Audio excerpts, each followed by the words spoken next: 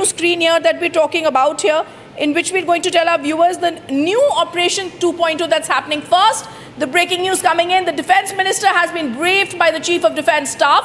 Pakistan, okay, I want to tell you that, and I want to also tell you, Pakistan converts terror launch pads. Poonch situation is active, it's shelling. I also want to tell you, Shawan, I want to come to you right now. Like you telling us, the Defence Minister has been briefed by the CDS on the operations.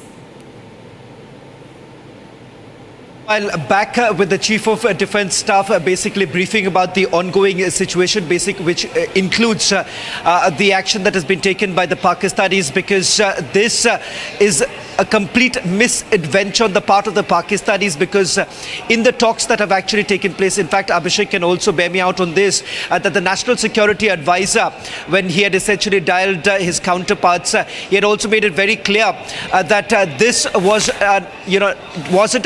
it wasn't something that would have been perceived as an escalatory move on the part of India, because this was only targeting those facilities which were terror facilities. Now, as far as this action is concerned, because we are looking at complete military installations of India being targeted. All the 15 cities that the Pakistanis today basically attacked, they were all cities where we have had our military bases. It turns out that those missiles were also being launched from Pakistani military bases, which thereafter was identified. They were basically thereafter targeted only to ensure that these are no longer threats to Indian cities.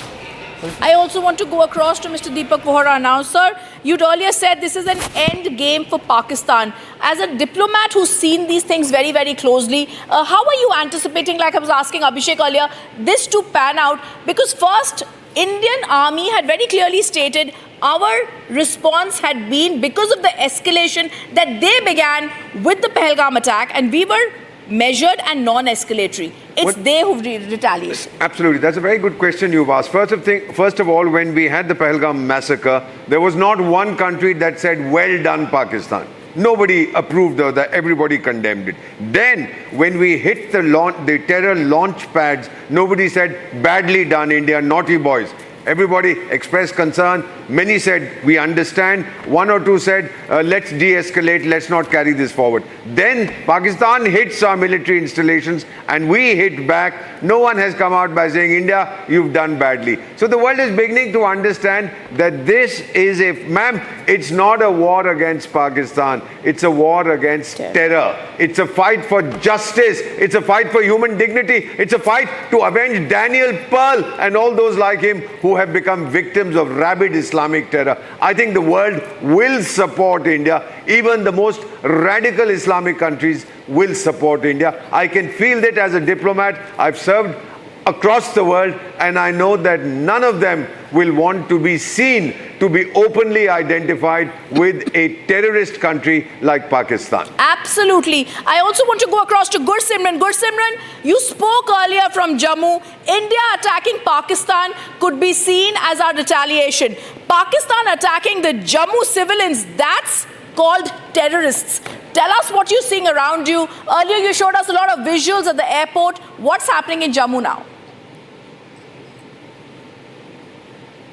See, if you speak of the present situation in Jammu, there is a complete blackout that is prevailing. This is not that the government has imposed this blackout, but I'll request Sir Jeevan to show you a 360-degree view of the area, that the local themselves have shut their lights off. They have done it as part of the advisory that was issued by the Jammu and Kashmir government, that they need to be aware and they need to keep the lights shut, so that in case of any aerial raid that has happened today, there is no much damage to the property and the people, and that's why the people have shut down their lights there here in Jammu. And now, at a time when the Pakistan attempted to push in the terrorists into the Indian territory, at a time when a drone infiltration was foiled, that attempt of sending the terrorist has already been filed along the international border in the Samba, where the senior officers of the BSF, including the IG BSF Shashank Anand and the Deputy Inspector General SS Mand, they are already at the spot and they are monitoring the situation, because a large group of Pakistani terrorists, very likely Jaish, they were trying to enter the Indian territory,